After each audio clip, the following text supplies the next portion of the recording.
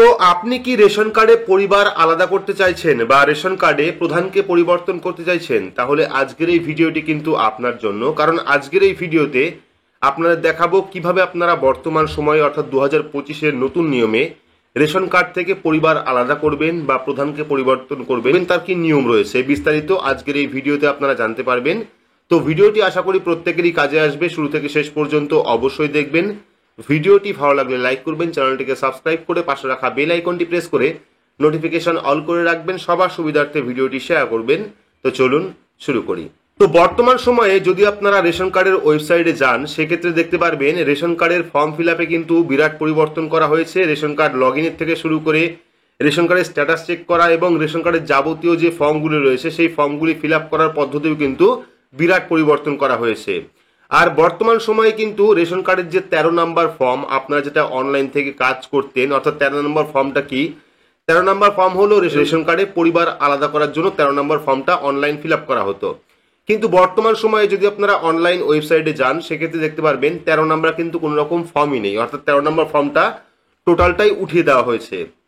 তো এইবার কথা হলো যে 13 নম্বর ফর্ম উঠে গেল, সেক্ষেত্রে আপনারা পরিবারের প্রধান কিভাবে আলাদা করবেন? তো 13 নম্বর ফর্ম উঠে গেল বলেই যে আপনি পরিবার আলাদা করতে পারবেন না এমন কোনো বিষয় নয়। আপনারা কিন্তু অফলাইনের মাধ্যমে, অর্থাৎ স্থানীয় ব্লক অফিসে বা খাদ্য দপ্তরের যে অফিস রয়েছে সেই অফিসের মাধ্যমে কিন্তু 13 নম্বর ফর্ম আপনারা ফিল আপ করতে পারেন। তো বর্তমান সময়ে রেশন কার্ডে বিরাট পরিবর্তন হচ্ছে, রেশন কার্ডের পোর্টালেও বিভিন্ন পরিবর্তন এসছে, হয়তোবা সেই জন্যই আপাতত এখনো পর্যন্ত 13 নম্বর যে ফর্ম সেই ফর্মটা কিন্তু চালু হয়নি অনলাইনে। হতে পারে কয়েকদিন পরে আবারও নতুন করে মডিফাই করা হবে, তখন কিন্তু আবারও 13 নম্বর ফর্মটা আসতে পারে। বাকি এখন বর্তমানে কিন্তু রেশন কার্ডের ওয়েবসাইটে অ্যাড মেম্বার থেকে শুরু করে ট্রান্সফার যেটা হয় সেই সমস্ত ফর্মই অ্যাভেলেবেল রয়েছে এবং ট্রান্সফার করতে গেলে কিন্তু কোনো রকম ডকুমেন্টের প্রয়োজন পড়ছে না।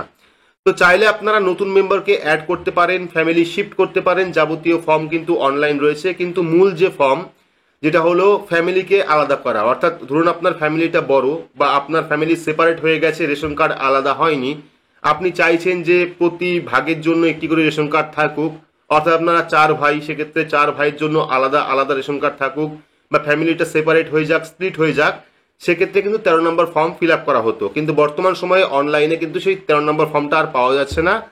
হয়তোবা কোনো আপডেটের কারণে আপাতত উঠিয়ে নেওয়া হয়েছে, পরবর্তী সময় আবারও দেওয়া হতে পারে। কিন্তু আপনাদের হাতে একটা সুযোগ রয়েছে, আপনারা কিন্তু যারা চাইছেন যে রেশন কার্ডে পরিবর্তন করবেন বা ফ্যামিলি আলাদা করবেন, তারা কিন্তু অফলাইন ফর্ম নাম্বার 13-র মাধ্যমে স্থানীয় ব্লক অফিসে জমা করতে পারেন, অথবা খাদ্য দপ্তরের যে অফিস রয়েছে সেই অফিসে যোগাযোগ করতে পারেন।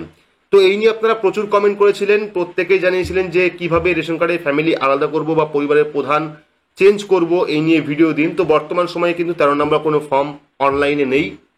আগের যে পোর্টাল ছিল বা আগের যে নিয়ম ছিল, সেই নিয়মে কিন্তু গত কয়েকদিন ধরেই রেশন কার্ডের যে 13 নম্বর ফর্ম, সেই ফর্মটা কিন্তু কোনো রকম কাজ করছিল না, অর্থাৎ টোটালি বন্ধ ছিল। এবং বর্তমানে কিন্তু সেই 13 নম্বর ফর্মটা টোটালি নেই আর ওয়েবসাইটে। সেক্ষেত্রে আপনারা চেষ্টা করতে পারেন 13 নম্বর ফর্মের যে অফলাইন ফর্ম রয়েছে সেই অফলাইন ফর্মের মাধ্যমে বিডিও অফিস বা ব্লক অফিসে গিয়ে আপনারা অফলাইনের মাধ্যমে 13 নম্বর ফর্ম যাবতীয় ডকুমেন্ট সহ জমা দিলে কিন্তু আপনার যে পরিবার, সেই পরিবার আলাদা হয়ে যাবে। অথবা আপনি যে প্রধান পরিবর্তন করতে চাইছেন সেই প্রধানটাও কিন্তু পরিবর্তন করতে পারবেন। তবে এই যে সমস্যা হচ্ছে, এই সমস্যার মূল একটা কারণ হতে পারে বর্তমান সময়ে কিন্তু রেশন কার্ডের ক্যাটাগরিটা অটোমেটিকলি চেঞ্জ হচ্ছে। ঠিক আছে, হয়তো আপনার বাড়িতে, ধরুন আপনার বাড়িতে প্রধানের রয়েছে PHH কার্ড এবং আপনাদের প্রত্যেকেরই RKSY1 রয়েছে বা অন্য কোনো ক্যাটাগরির কার্ড রয়েছে।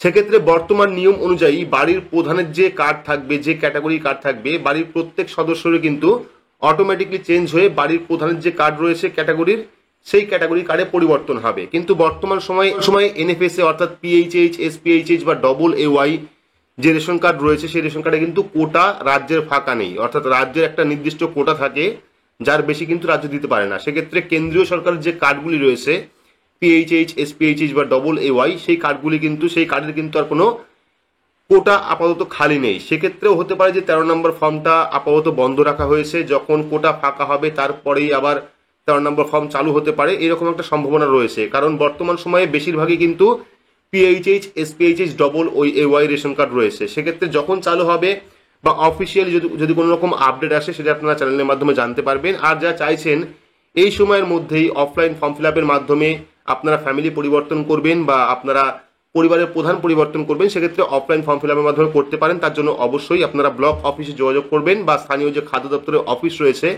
বা রেশনের যে অফিস রয়েছে সেই যেখান থেকে আপনারা রেশন নেন সেখানে গিয়েও কিন্তু যোগাযোগ করতে পারেন। তো এই ছিল ছোট্ট একটি গুরুত্বপূর্ণ আপডেট আপনাদের প্রত্যেকের জন্য। ভিডিওটি আপনাদের কেমন লাগলো অবশ্যই কমেন্ট বক্সে কমেন্ট করে জানাবেন। ভিডিওটি ভালো লাগলে লাইক করবেন, চ্যানেলটিকে সাবস্ক্রাইব করে পাশে রাখা বেল আইকনটি প্রেস করে নোটিফিকেশন অল করে রাখবেন। সবার সুবিধার্থে ভিডিওটি শেয়ার করবেন। তো আজকের মতো এইটুকুই, ধন্যবাদ।